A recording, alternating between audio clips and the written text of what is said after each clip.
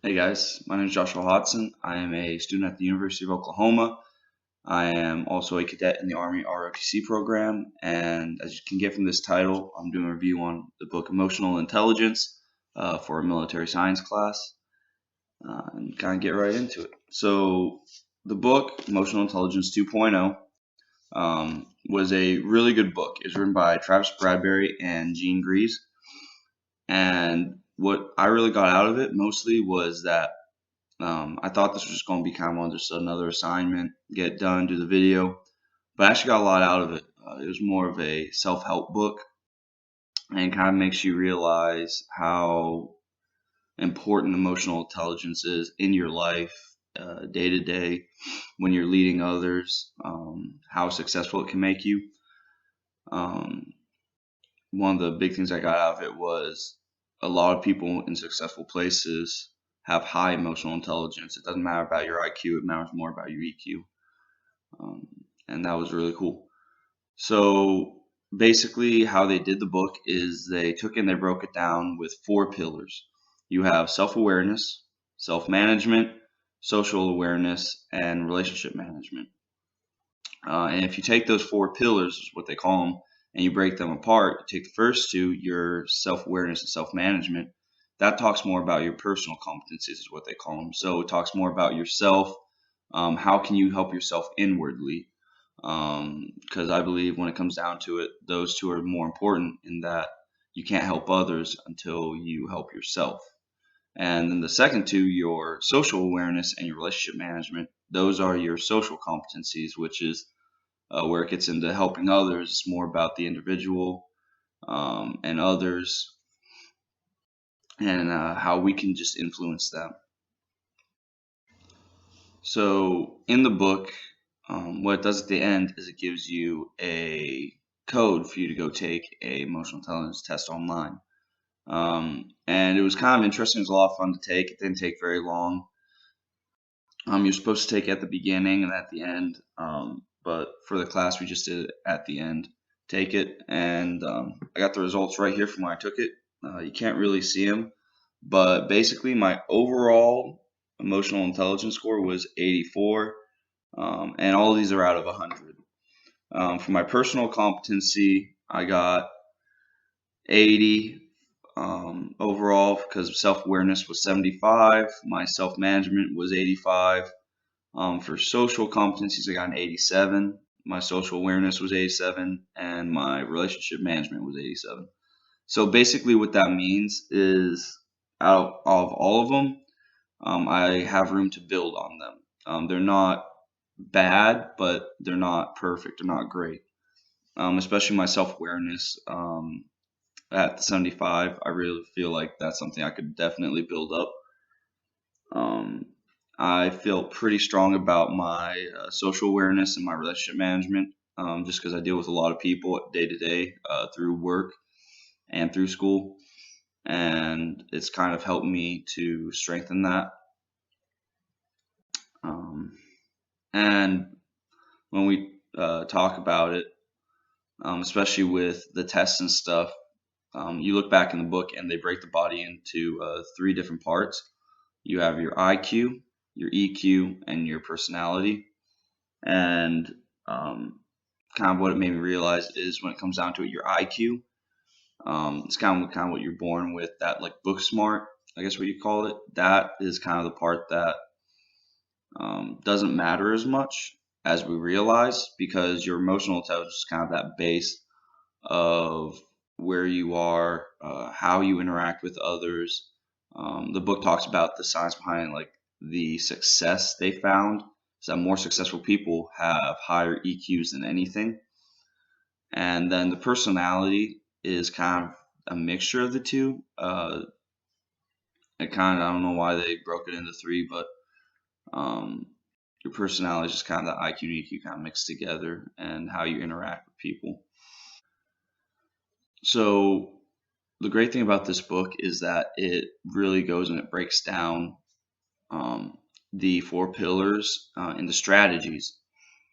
And what it does is these strategies not only just kind of give you information about emotional intelligence, but what they do is it's more of a self help.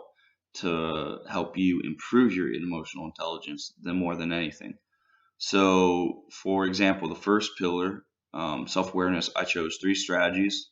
I guess you say 4. I chose stop treating feelings as good or bad, um, which goes along kind of with the pillar that I thought was don't be fooled by a bad mood. The second one I chose was visit your values, and the third was seek feedback. So the first one, stop treating feelings as good or bad. Basically, what we need to realize is that our feelings are not mechanical. It's not something that just happens automatically. All your emotions and feelings are human. It's something that is in you and trained into you. Page 7 of the book talks about how when you have signals sent to your brain, for you to kind of think about things that happen, before they can hit the front of the brain where you do all your rational thinking, they have to go through your limbic area, which is where all your emotions are controlled. So no matter what, you're always going to have emotions when you come up with anything. The second one was visit your values. And while I was growing up, values were probably one of the most important things that were given to me and instilled in me. Not only that, you look at the Army values and how those have become a major part of our learning process through the Army, and how they apply to you in life to being a successful leader in and out of the Army. I think values to me were something that I stick close to, especially growing up in college and a college town environment. I've kind of learned that you guys stick close to those, or else you're going to kind of be led astray. The third one is seek feedback, and basically it's as simple as this. From what I got out of it, you need to listen to feedback. And the reason you need to listen to feedback is because it will help improve you. It will help improve your emotional intelligence, and it'll help prove yourself. It's kind of one of those things that we've been talking about, that, I mean, sometimes someone might give you some feedback that might not be good. They might just say, hey, you suck.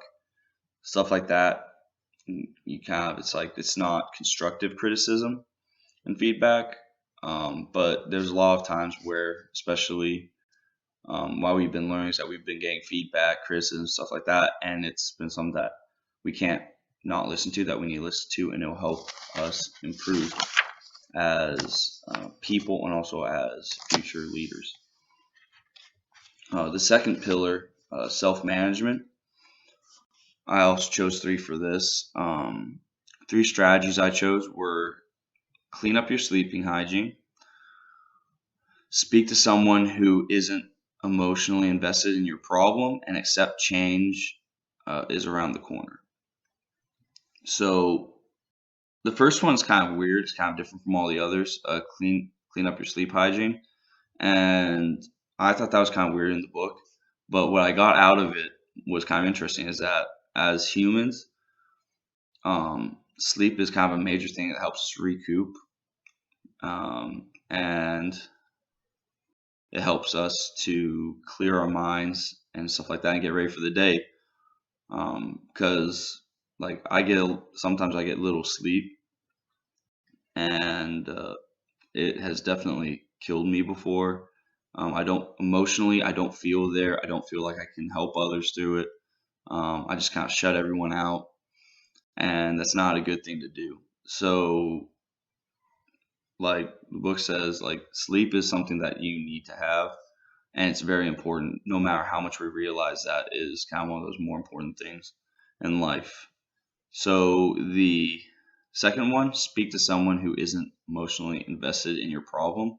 So this one kind of goes both ways, as the one speaking and the one listening, I think, because when you talk to someone who isn't like in the problem, they can have that outside view of it, and they can kind of give you more of an objective thought on it. than someone who is really emotionally invested in it, who would probably have more of a biased opinion. And I'll just say this, talking to someone, especially if you have problems like this that are affecting you emotionally, is one of the best stress relievers that you can have to get something off your chest and a burden. And it's also one of those things where if someone comes to you to talk about this, to just be there to listen to them and to help them out with their problem. Because what that means is if they're coming to you about a problem, it means that they trust you and they think you care. And the best thing you can do is to show that you care. And that kind of goes to me. That also goes into the second two pillars about more social competencies as well. The third one is accept change is around the corner. And if you look at the Army, there's been a lot of changes lately, especially around technology.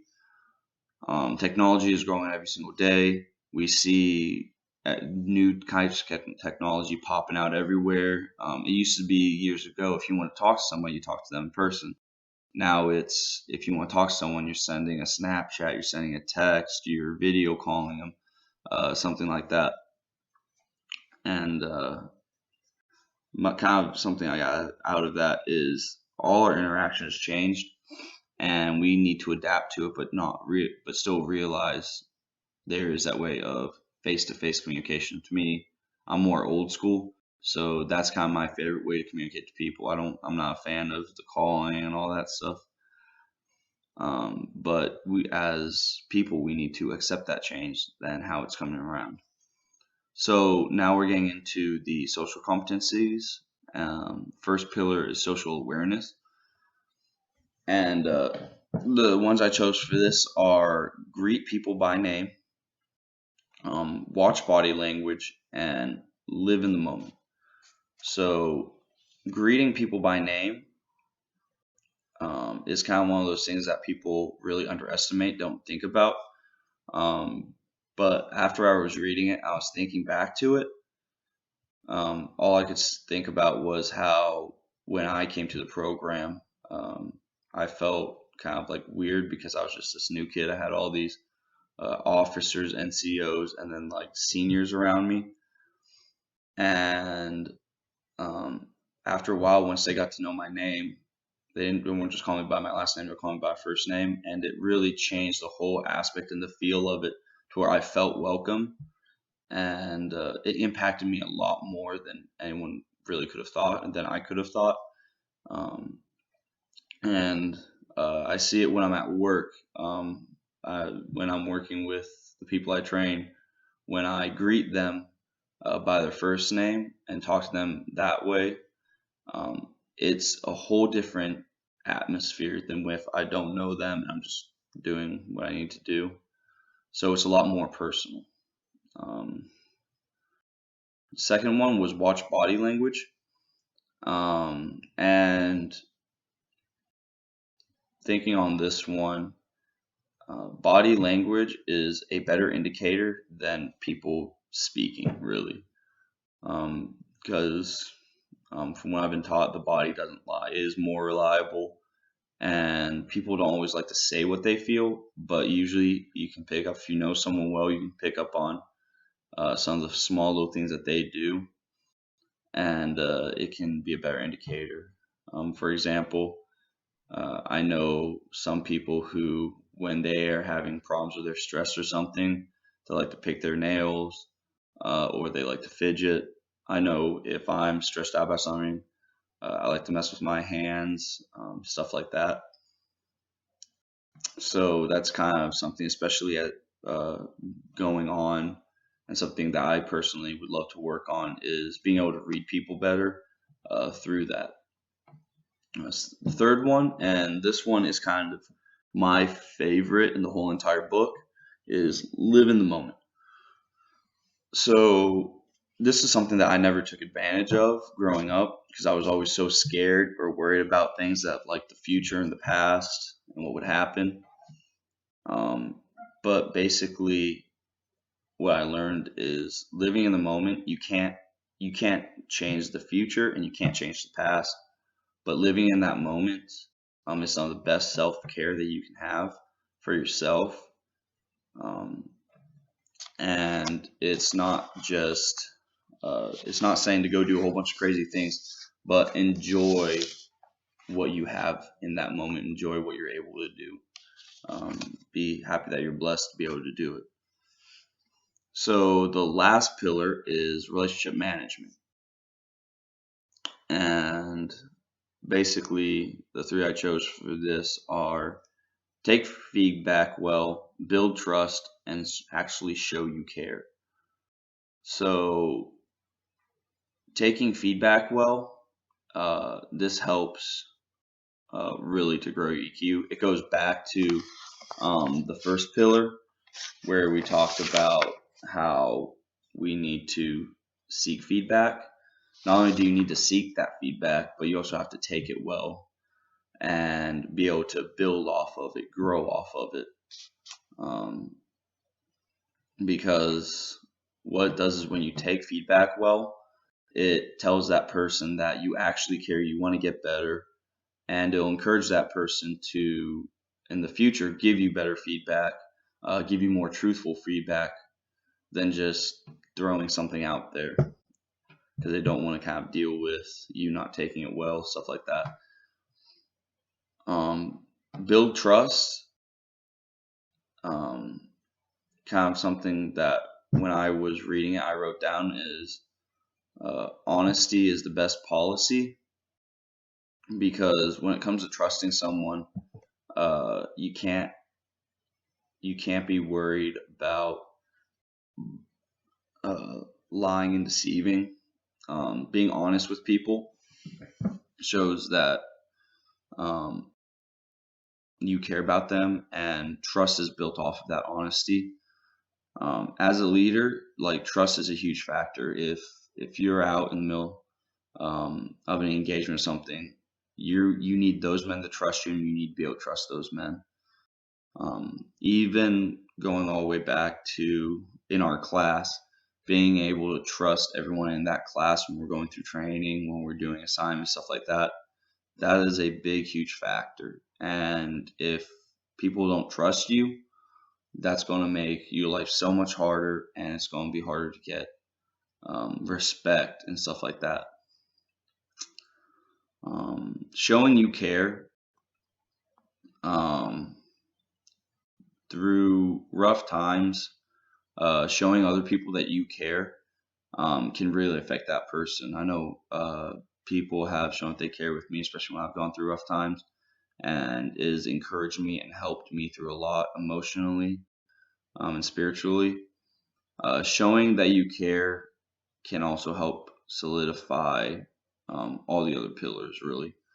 If you look at all the other pillars, not just about your social competencies, but also about your personal competencies, showing that you care, not only for others but yourself, can be a really huge factor in strengthening your emotions. Showing others that you care would bring in a whole bunch of great qualities, like looking back at, like, taking feedback well, building trust.